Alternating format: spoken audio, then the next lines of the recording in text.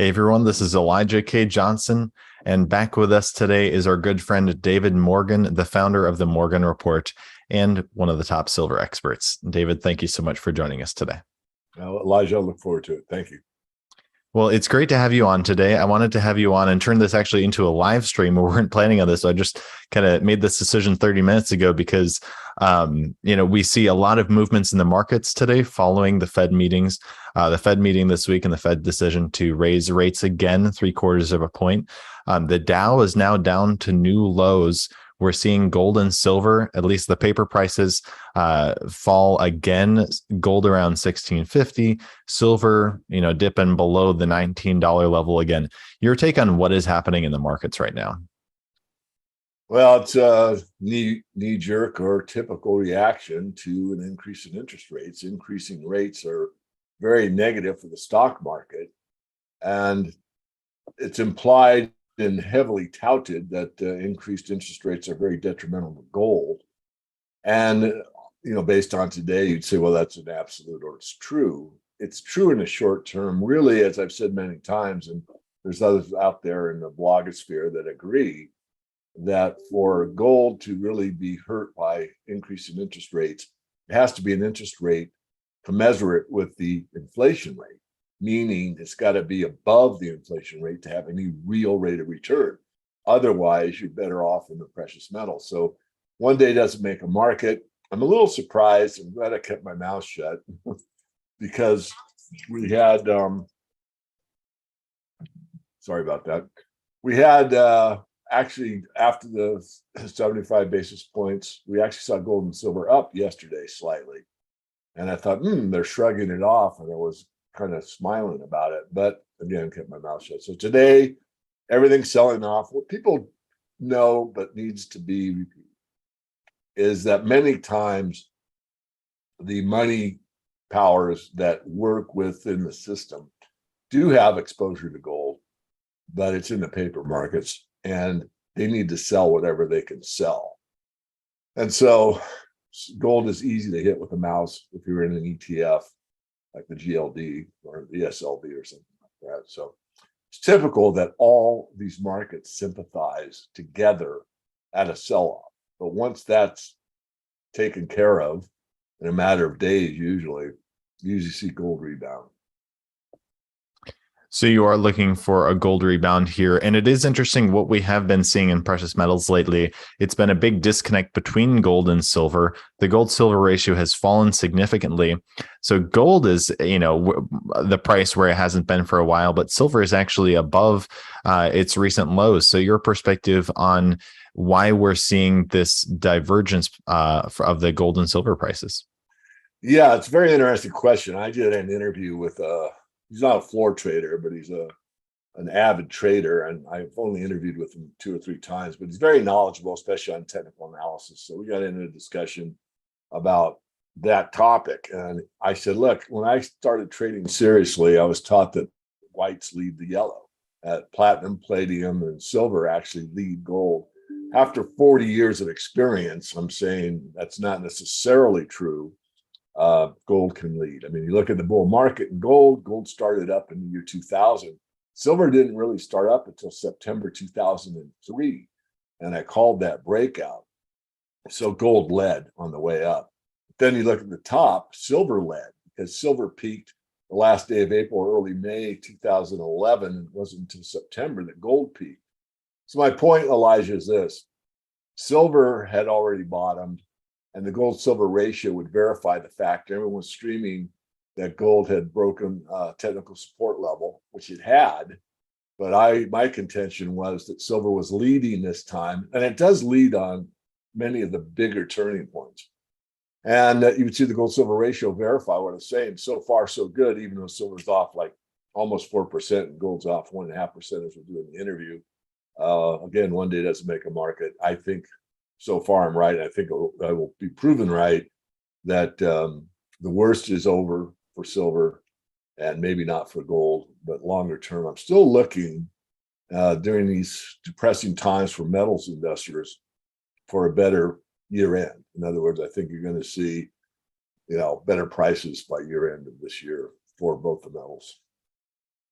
And when it comes to where they are right now and where they're heading, I know that you've said that the action we're seeing right now, this divergence may signal actually a bottom for both gold and silver. However, they could fall lower, but what it's signaling is a bottom. Can you expand on that? Yeah, well, I just gave you one of my key points, and that's the gold silver ratio, and that's gone from like 95 down to 86. It's a pretty big percentage term from the end of August.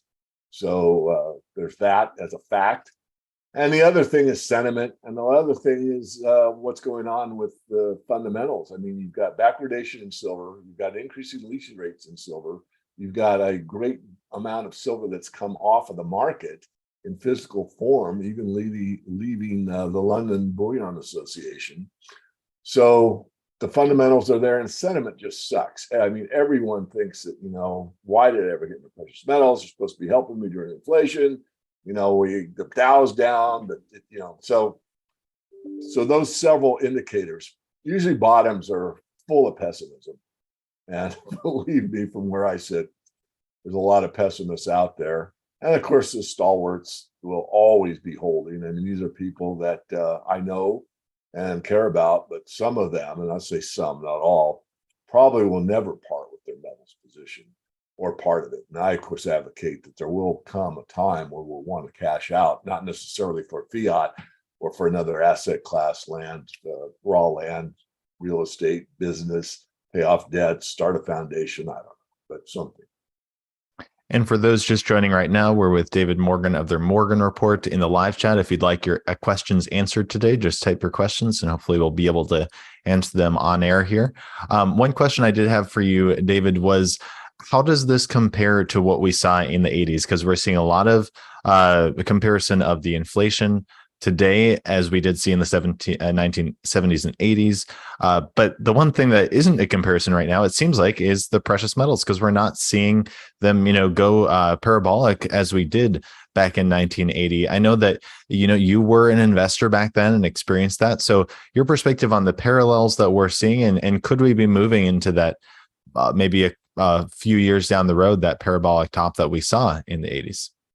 I do think we will see it again, Elijah, and I do think it's probably going to take place through 2023 and into 2024. My best guess, and I'll say it's a guess, would be by, let's say, third quarter of 2024, which is basically 2 years from right now, you'll probably see a huge acceleration in the precious metals. But your question, it's reminiscent of me knowing about going off, Bretton Woods, the gold standard, August 15th, 1971, and all this metals heads, hard money advocates, honest money, and all that, knew what was going to happen in the future. We just didn't know how much time it would take and exactly what the market would do.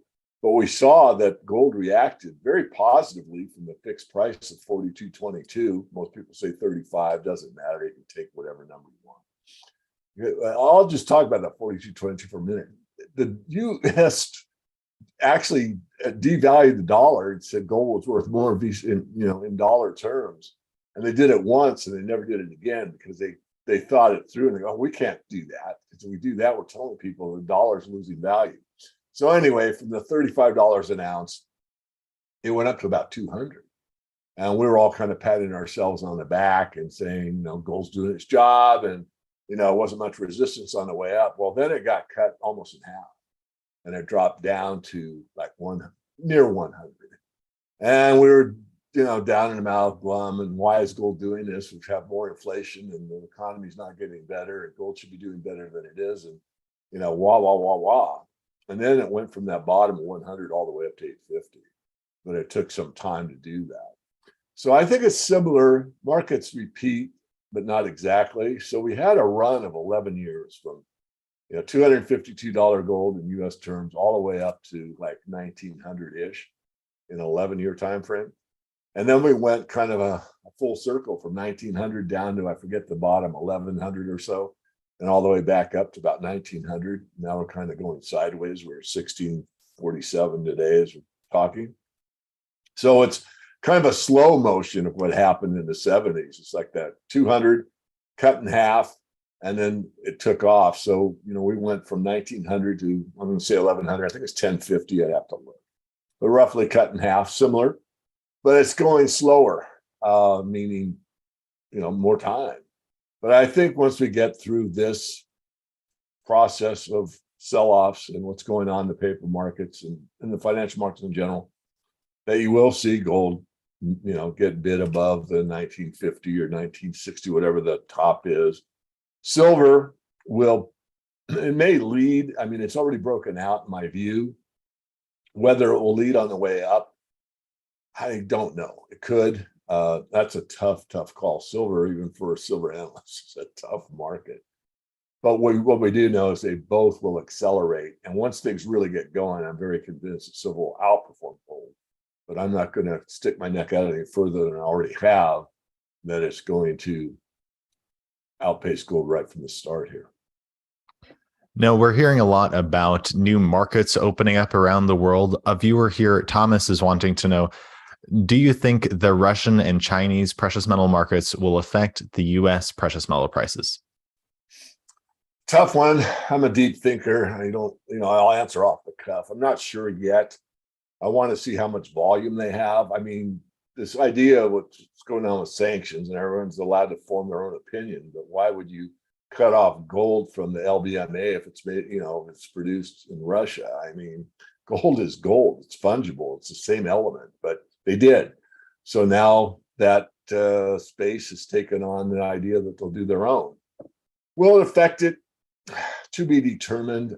Off the cuff, I don't think it'll have a huge impact, but it's hard to say, especially if there is some type of default, or let's say something comes into the international news, which I'm anticipating, by the way, that is detrimental to precious metals holders in the physical side. If something like that were to occur, then you might see a big rush into not only the metals that exist, but verification of what's already held by funds, family offices, individual investors, money managers, and that type of thing. Now, I think the main, thing behind the question may be the manipulation of the precious metal markets. Some people do believe that precious metal markets are manipulated, and opening more exchanges would make it more freely traded. What's your perspective on that? It could. I mean, basically, we've had, the Shanghai exchange, and we've had all these exchanges, yet they all basically center off the LBMA or the COMEX. I mean, I did a study that's in the Silver Manifesto that talks about the differential between the price at the LBMA and on the COMEX, and it's not a random walk. It proves it's manipulated. And just for the record, because I just finished with the Silver Symposium, I got on stage and, I'm almost tired of hearing the word manipulation. I don't deny it, but I made my long-term statement very clear. I've said this in the past and I'll say it here. My take, it's mine, is that the long-term trend cannot be manipulated. But within that trend, it can be manipulated like crazy. And that's what I think is still a valid statement. I mean, again, we saw gold go up 11 years in a row from 2000 to 2011. And silver did actually outperform gold a few of those years. But it's been a really rough 10 years for metals investors, as we all know. It depends on volume. If the volume that takes place on, let's say, the Shanghai or this Russian exchange is 3 times what takes place at the LBMA, you bet it'll have an effect.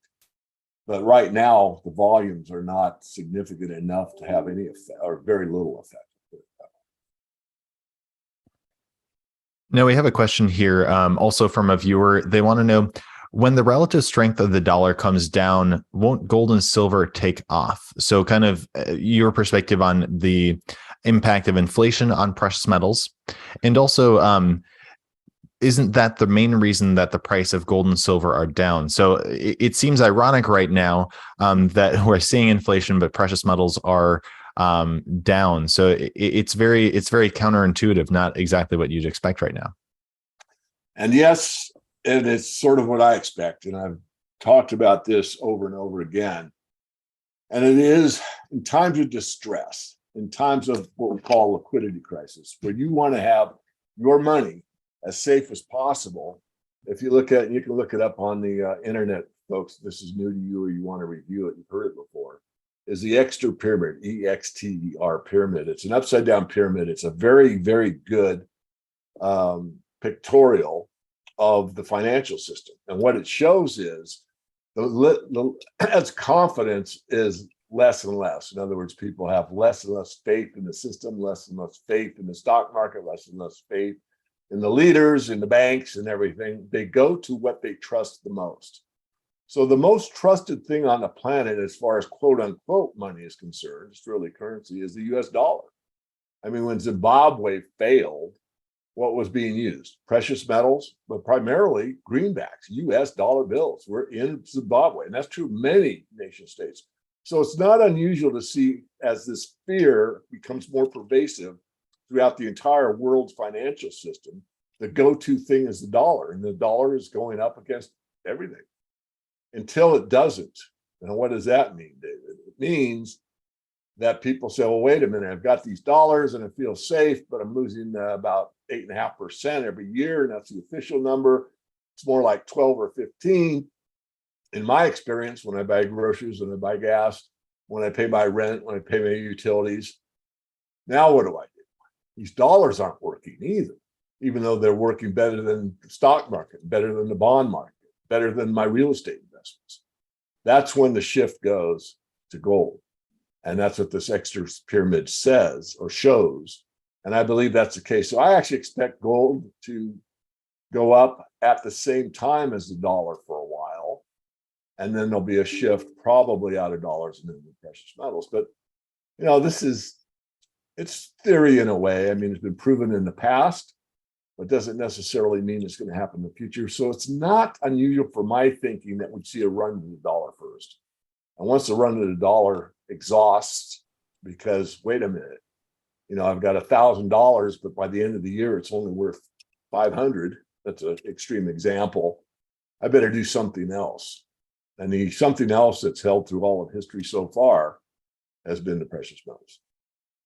Yeah, it definitely does seem, kind of looking at the viewers' questions again, a question again here. I think I understand it a bit more. They're talking about relative strength of the dollar, which we're seeing the dollar quite strong right now, even though we're seeing inflation against other currencies, it's quite strong. So we are seeing pressure on the metals there. And I think, as you mentioned, sometimes they can rise together, but eventually people at home will realize prices are going up and you just can't buy as much with the dollar as you used to.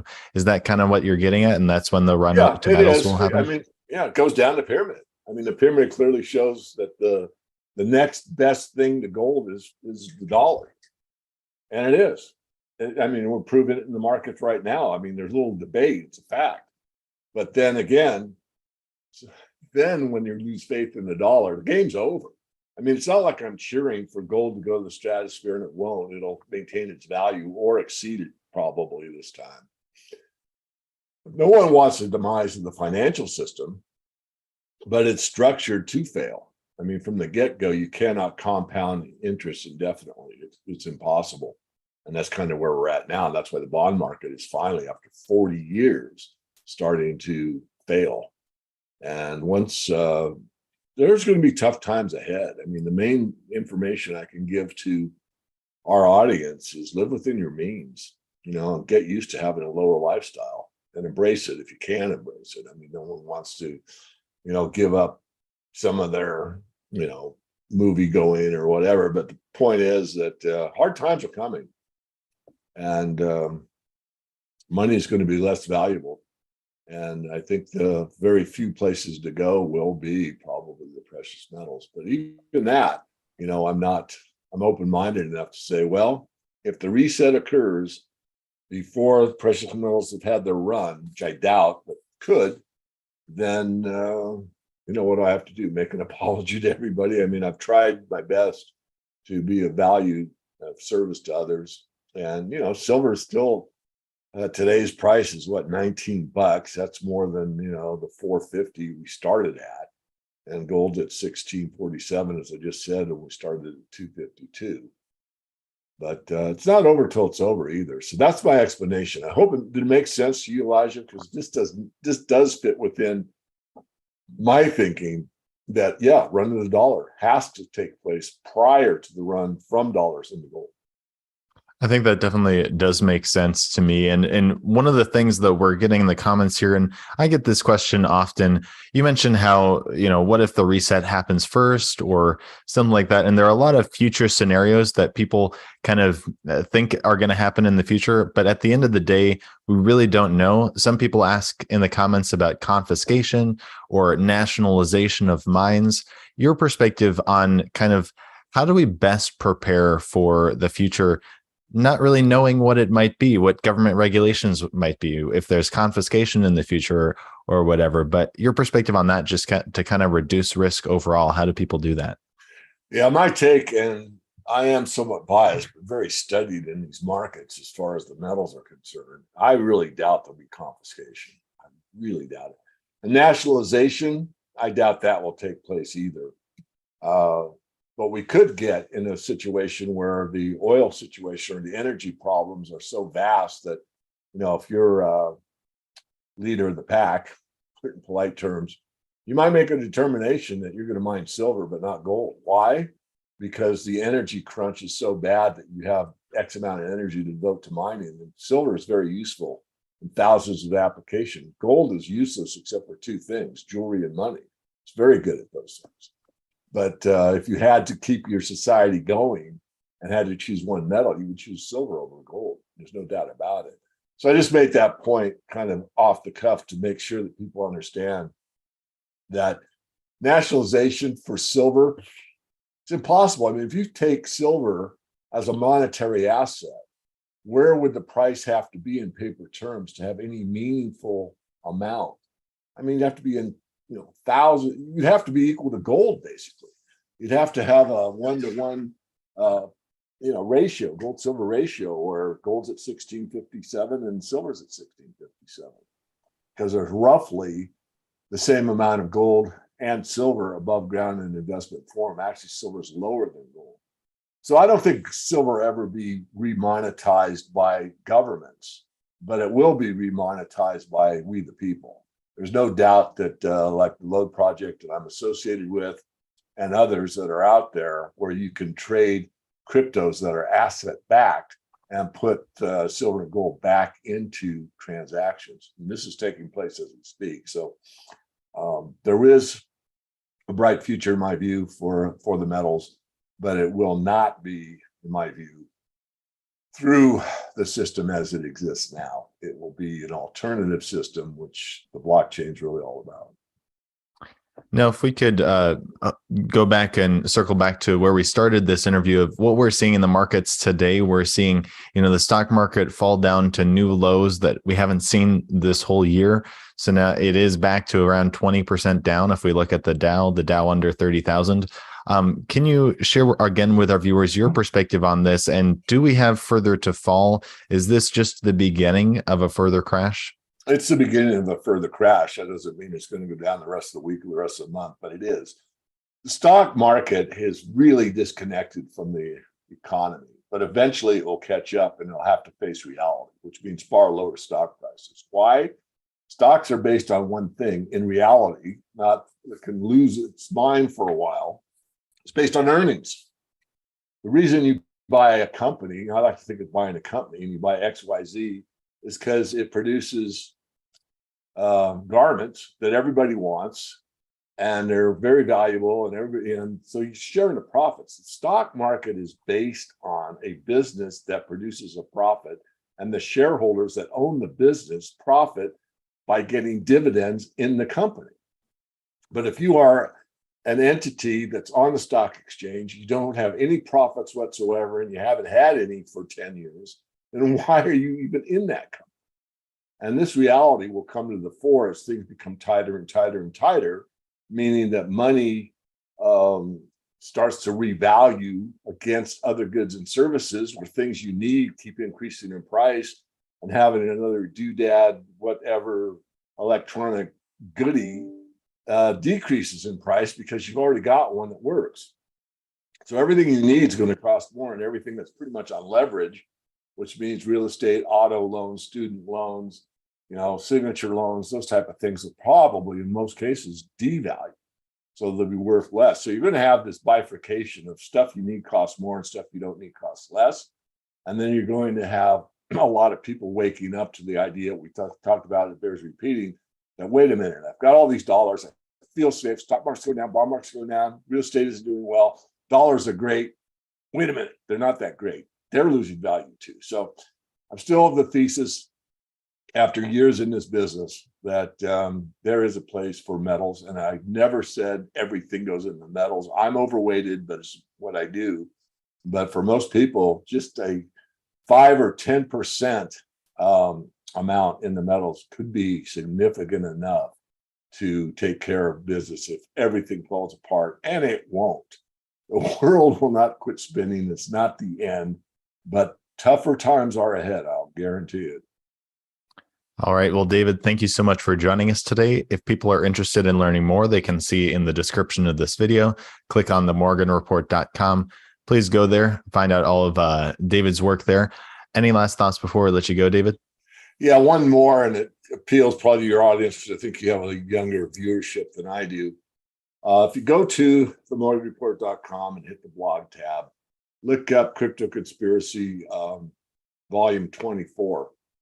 It's very enlightening. This is stuff that was new information for me, and I'm pretty studied on this, but it talks about what's going on with the BRICS, which everyone think is going to, be gold back perhaps, and it's a anti-dollar. Well, what you find out from this video is that that's not necessarily true. So anyone that wants to see the future as far as where the system is being directed, doesn't mean it'll get there, but where it's being directed, should watch Crypto Conspiracy number 24. And if I could say one more thing, I will be speaking at the Red Pill Expo in Salt Lake City. I think it's the 12th and 13th of November, around that date anyway. So there'll be a lot of very interesting speakers at the Red Pill Expo in Salt Lake City this year. All right, David, once again, thank you so much for your time and joining us today on this live stream. Thank you.